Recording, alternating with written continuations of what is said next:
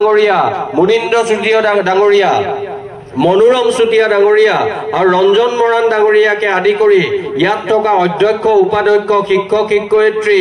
অভিভাৱক, অভিভাৱিকা, আজি মঞ্চ শুৱনি কৰা এই বিশিষ্ট লোকসকল যাৰ বক্তৃতাই চাংমাই ডাঙৰীয়া, ভট্টাচাৰ্য ডাঙৰীয়া, দুৱৰাদেৱে আৰু আমাৰ দাস ডাঙৰীয়াই তেওঁ ইমান সময় ক্ষতি কৰি হলেও চৰকাৰী চাকৰি আজি ইয়াত উপস্থিত হৈ তেওঁলোকৰ মনন সেউজীয়া কৰিবলৈ আহিছে, সুন্দৰ কৰিবলৈ আহিছে। কাৰণ বিশাল আকাশৰ তলত তেনে এটা বিশেষ সুযোগ বড়ৌচা ছিনিয়ৰ ছেকেণ্ডাৰী স্কুলে দিছে। মই এই স্কুলৰ লগত জড়িত প্ৰতিগৰাকী ছাত্ৰ ছাত্ৰী, প্ৰতিগৰাকী অভিভাৱক, অভিভাৱিকাক মই নমস্কাৰ জনাইছো আৰু অনাগত দিনৰ বাবে সাজু হ'বলৈ আৰু অসম মাতৃক নিজৰ কামৰ জৰিয়তে আৰু বেছি সুন্দৰ কৰাৰ এইটো যিটো ব্যক্তিগত যাত্ৰা, এই ব্যক্তিগত যাত্ৰা এদিন সামূহিক যাত্ৰাত পৰিণত কৰিব লাগিব আৰু সেই সামূহিক যাত্ৰাৰ তীৰ বিৰণিৰ মাজত বিভিন্ন সমস্যাৰে ভাৰাক্ৰান্ত অসমীয়া এই জাতিসত্তা কিছু পৰিমাণে হলেও জিলিকি উঠিব বুলি মই ইয়াত আপোনালোকৰ আগত বুকুত হাত থৈ মই ক'ব পাৰো। আৰু সেই ক'বলৈ মোক সুযোগ দিয়াৰ বাবে মই আপোনাসবক ইয়াক সকলোকে ধন্যবাদ জনাইছো। মই অকমান যদি ঘৰুৱাভাৱে কথাটো কওঁ, কালি যেতিয়া মই গুৱাহাটী বিমানবন্দৰত, গুৱাহাটীতো বৰ বৰষুণ হৈ আছে, পানীৰ মাজেৰে আহি বিমানবন্দৰ পালো, সামাজিক মাধ্যমত মই এটা পোষ্ট দিছিলো। এই পোষ্টটো কি আছিল যে উজনিলৈ ওলাইছো গুৱাহাটীৰ পানী ভাঙি, আমাৰ অলপ আগতে চাংমাই ডাঙৰীয়াই কৈছিল, আৰু উজনিলে গ'লে মনটো বৰ সতেজ লাগে। কাইলৈ মাকুমত আৰু পৰহিলৈ পেঙেৰিত সভা। আৰু সামাজিক মাধ্যম মানে আমাৰ সাংবাদিক বন্ধুসকল আছে, মোৰ পুৰণা বন্ধু অখিল বৰুৱাদেৱো আছে, ছাত্ৰ সংগঠন, মৰাণ পৰিষদৰ লগত জড়িত মহিলা পৰিষদৰ সকলোকে নমস্কাৰ জনাইছো। ইউটিউবাৰো আছে, ইউটিউবাৰ থাকিলে ভালো, বৰ প্ৰচাৰ আৰু প্ৰসাৰ হয়, কেতিয়াবা ভয়ো, কেতিয়াবা ক'ত কি বিতৰ্ক কৰি দিয়ে। অৱশ্যে বিতৰ্কৰ কাৰণে মই বৰ এটা ভয় সংখ্যাত থকা মানুহ নহয় আৰু অহেতুক বিতৰ্ক মই নিবিচাৰো, কিন্তু ভাল এখন স্কুলৰ ভাল কেইজনমান যুৱকৰ ব্যক্তিগত সপোনক গোটেই সমাজখন স্পৰ্শ কৰিবলৈ, নতুন প্ৰজন্মৰ জীৱন সুন্দৰ কৰিবলৈ লোৱা সপোনৰ যিটো সাকাৰ ৰূপ বড়ৌচা ছিনিয়ৰ ছেকেণ্ডাৰী স্কুল, এই স্কুলৰ ছাত্ৰ ছাত্ৰী, শিক্ষক শিক্ষয়িত্ৰী আৰু এই স্কুলে কৰা ভাল কামৰ আগত কেতিয়াও যাতে অহেতুক অনাহুত বিতৰ্কই অনাগত সময়ত যাতে গতিৰোধকৰ সৃষ্টি কৰিব নোৱাৰে, সেই কথাটো মই কামনা কৰি মই মোৰ ফেচবুকৰ পোষ্টলৈ আহিছো। তেতিয়া আপুনি দেখিব কালি দুগৰাকীমান ব্যক্তিয়ে সুধিছে, এই যে ল'ৰা ছোৱালী, আপোনালোকৰ যাৰ যাৰ ল'ৰা ছোৱালী সৰুতে আপোনালোকে মনত পেলাওক, আলহী যেতিয়া আহে ল'ৰা আৰু ছোৱালীটো বৰ অস্বস্তিত পৰে, বৰ খং উঠে। ল'ৰা আহিলে 4 বছৰ 5 বছৰ বা ছোৱালীজনী আহিলে আলহীয়ে সুধিলে, আগতে মাক দেউতাকে কেতিয়াবা আলহীক আমনি দিয়ে যে ইংৰাজী ৰাইম জানে, এইটো ইংৰাজী ৰাইম শিকোৱা। আলহীৰ ইংৰাজী শুনিবলৈ, পদ্য শুনিবলৈ মনটো নাথাকিবও পাৰে, কিন্তু নাই, মাক দেউতাক একাংশই শিকাই দিব, নে শুনাবই লাগিব। আৰু ল'ৰা ছোৱালীয়ে আমনি পায়, কেতিয়াবা কেতিয়াবা কিছুমান আলহীয়ে সোধে, এই তোমাৰ মাক বেছি ভাল লাগে নে দেউতাক বেছি ভাল লাগে? এতিয়া মোৰ, আপুনি সেইটো প্ৰশ্নৰ উত্তৰ আছে নেকি? এতিয়া কালি মোক কোনোবাই সুধিছে যে নামনিয়ে কি দুখ লগালে, মানে এনেকে নহয় আৰু, মই বেলেগ এটা, তেওঁলোকৰ বেলেগ বেলেগ ধৰণে কৈছে যে নামনি কি হ'ল। মই বোলো চাওক, নামনিত গ'লেও মন সজীৱ হয়, উজনিলে গ'লেও সতেজ হয়, কিন্তু কেতিয়াবা কেতিয়াবা মা দেউতাক সেই যে ল'ৰা ছোৱালীক সোধে যে কাক বেছি ভাল লাগে, কিছুমান প্ৰশ্নৰ উত্তৰ নাথাকে, মানুহে বুজি পাব লাগে সেই পোষ্টটোৰ আঁৰত, সেই ভাৱনাৰ আঁৰত, সেই অনুভৱৰ আঁৰত, সেই অনুভৱৰ আঁৰৰ কথাখিনিৰ মাজতেই এই গোটেই সকল মঞ্চ শুৱনি কৰা লোকৰ, আজি মালবিকা ভূঞা বাইদেউ আছে, তেওঁ এখন কলেজৰ অধ্যক্ষ, অন্যান্য সকল আছে, সকলোৰে নাম মই ল'ব পৰা নাই, সকলোৱে এই অকল বতৰত বৰষুণত তিতি 1.5 ঘণ্টা 2 ঘণ্টা অপেক্ষা কৰি আপোনালোকৰ লগত গোটেই দিনটো আজি মই নষ্ট কৰা বুলি নকওঁ, গোটেই দিনটো ভাল কামত তেওঁলোকে প্ৰয়োগ কৰিব বিচাৰিছে। ইয়াৰ আঁৰত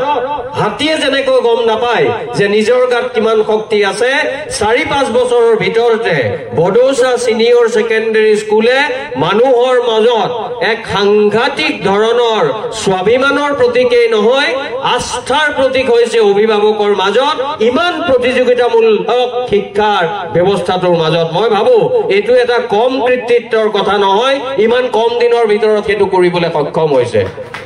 তাৰ বাবে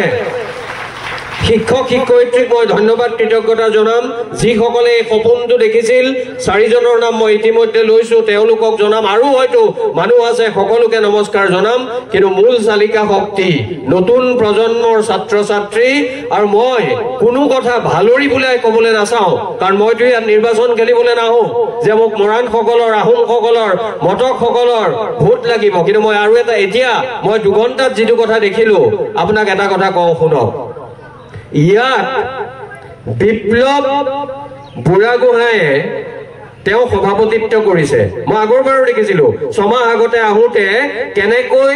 এই একাদশ শ্ৰেণী দ্বাদশ শ্ৰেণী নৱম দশম মানৰ ছাত্ৰ ছাত্ৰীয়ে মাইকটো লৈ সুন্দৰভাৱে বহু সভাপতি 70ৰ ওপৰত 50ৰ ওপৰত 40ৰ ওপৰত মাইক দেখিলে এতিয়াও ভয় কৰা সভাপতি আমি দেখো কিন্তু এই বিপ্লৱ বুঢ়াগোহাঁয়ে লগতে আকৌ জ্ঞানদীপ মৰাণে তেওঁ আকৌ ছাত্ৰ একতা সভাৰ সম্পাদক এফালে বিপ্লৱ অসমত এসমত বিপ্লৱৰ কথা চলিছিল উজনিত বেছিকে চলিছিল নহল ইতিহাস হল কিন্তু বেলেগ ধৰণৰ বিপ্লৱ এওঁলোকে চলাইছে জ্ঞানৰ পোহৰ তেওঁলোকে বিদ্যালয়খনে যেনেকৈ দিছে এই জ্ঞানৰ পোহৰ জ্ঞানদীপে দিছে আৰু অকল পুৰুষৰ কথা কৈ থাকিলে নহব দুগৰাকী মই শিল্পী বুলি কৈছো দুগৰাকী ছাত্ৰীৰ কথা কৈছো আৰু আছে এই দুগৰাকীক প্ৰতীক হিচাপে সন্মান জনালে সকলোকে সন্মান জনোৱা হয় আত্মবিশ্বাসৰ কঠিয়াতলি হৈছে এইখন বডৌচা সিনিয়ৰ সেকেন্ডাৰী স্কুল ইয়াত ৰিয়াংকি চুটিয়াই ভোৰতাল নৃত্য আমাৰ একেবাৰে বুকুৰ মন মননৰ মাজত থকা মহাপুৰুষ শ্ৰীমন্ত শংকৰদেৱ শ্ৰী শ্ৰী মাধৱদেৱৰ সেই অনন্য অতুলনীয় সৃষ্টি ভোৰতাল নৃত্য দেখিলো আৰু ইয়াত আত্মবিশ্বাসৰ আন এটা তীৰ বিৰণী দেখিলো এই মাত্ৰ ডলি মৰাণ নামৰ আনগৰাকী শিল্পীয়ে এটা ইংৰাজী গান ইমান আত্মবিশ্বাসেৰে সৈতে তেওঁ পৰিৱেশন কৰিলে ডাঙৰ ডাঙৰ গুৱাহাটী দিল্লী বম্বেৰ স্কুলৰ ছাত্ৰ ছাত্ৰীয়ে যাৰ মাক দেউতাকে কোটি টকাৰ ইনকাম টেক্স দিয়ে তেনে ল'ৰা ছোৱালীও হয়তো এনেকৈ কৰিব পাৰিব নাই মোৰ সন্দেহ আছে এই সন্দেহ আপোনালোকে যে আনিব পাৰিছে তাৰ বাবে মই বডৌচা সিনিয়ৰ সেকেন্ডাৰী স্কুলৰ আপোনালোকক মই পৰিয়াল বুলি ক'ব বিচাৰো কাৰণ আজিৰ সভাখনত যিসকল মানুহ উপস্থিত আছে মই সন্মান সহকাৰে কওঁ ভূপেন হাজৰিকাই যে অটো ৰিক্সা চলাও আমি দুয়ো ভাই গীতটোত কৈছিল কেতিয়াবা কেতিয়াবা কিছুমান মানুহৰ কথা নকয় জয়ন্ত হাজৰিকাই যেতিয়া কয় অটোখন কাঢ়ি লৈ সেই 70ৰ 60ৰ দশকত অসমীয়া লৰাই প্ৰথম অটো চলাবলৈ লৈছে তেতিয়া ভূপেন হাজৰিকাই যে সোধে মই সুধিলো তোক বিয়া কৰিব জানো নহলি যে তই প্ৰফেছাৰ সি উত্তৰ দিয়ে মোৰ প্ৰেয়সীয়ে বুজে দাদা ডিগনিটি অফ লেবাৰ মই কিয় কৈছো জানে শ্ৰমৰ মৰ্যাদাৰ কথা মই যে বেয়া গান গাও সেইটো প্ৰমাণ কৰিবলৈ নহয় কিন্তু এটা ভাল গানৰ মাজেৰে ইয়াত মাইকৰ যিখিনি কাম কৰি আছে যিবোৰ অনুষ্ঠানত দেখো আপোনালোকেও দেখে অৰুণজ্যোতি মৰাণদেৱেতো বহুত দেখিব মাইকৰ কাৰণে 6জন 7জন থাকে 7জন যদি মানুহ থাকে 9টা মোবাইল থাকে এজনে 2টাকে চাই তেওঁলোক তাৰমানে সেইখনৰ লগত সোমাব নোৱাৰে আজি চাওক আপুনি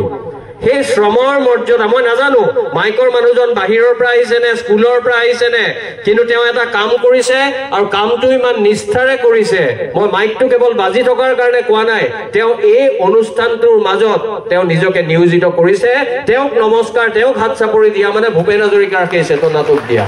এই গোটেইখিনি কথা আমাক লাগিব একাডেমিক ব্ৰিলিয়েন্স আমি পঢ়া শুনা কৰা এই কথাখিনি যেনেকৈ লাগিব তাৰ লগতে প্ৰতিটো ক্ষেত্ৰৰ মানুহক সন্মান দিব পৰা সেই ক্ষমতাটো আমাক লাগিব সেইটোহে আচল বিপ্লৱ আগতে 30-40 বছৰৰ আগতে যেটো বিপ্লৱৰ হুংকাৰ দিয়া হৈছিল সেই বিপ্লৱ নহল আৰু সেই বিপ্লৱৰ কথা মই ইয়াত নকওঁ সেই বিপ্লৱৰ কথা ইতিহাসে এদিন উচিত ধৰণেৰে বিচাৰ বিশ্লেষণ কৰিব এতিয়া চাওক মই কিহৰ বাবে কৈছো আত্মবিশ্বাসৰ এখন কঠিয়াতলি ইয়াত মোক কোৱা হৈছিল আৰু মই যোৱাবাৰ দেখিলো এইখন পথাৰতে দেখিলো তেওঁলোকৰ যুৱ সংসদ নে এনেকুৱা এটা আলোচনা হৈছিল মই ডিসেম্বৰ মাহত মোৰ পৰিবাৰৰ লগত যেতিয়া আহিছিলো সঁচা কথা ক'বলৈ গ'লে মৰাণদেউ মোৰ ভুল ভাঙি গ'ল মই ভবা নাছিলো মই তিনচুকীয়াত আহিছিলো তিনচুকীয়া কলেজৰ এটা অনুষ্ঠানৰ বাবে মই সেইদিনাও কৈছিলো আজিও কওঁ কেতিয়াবা মই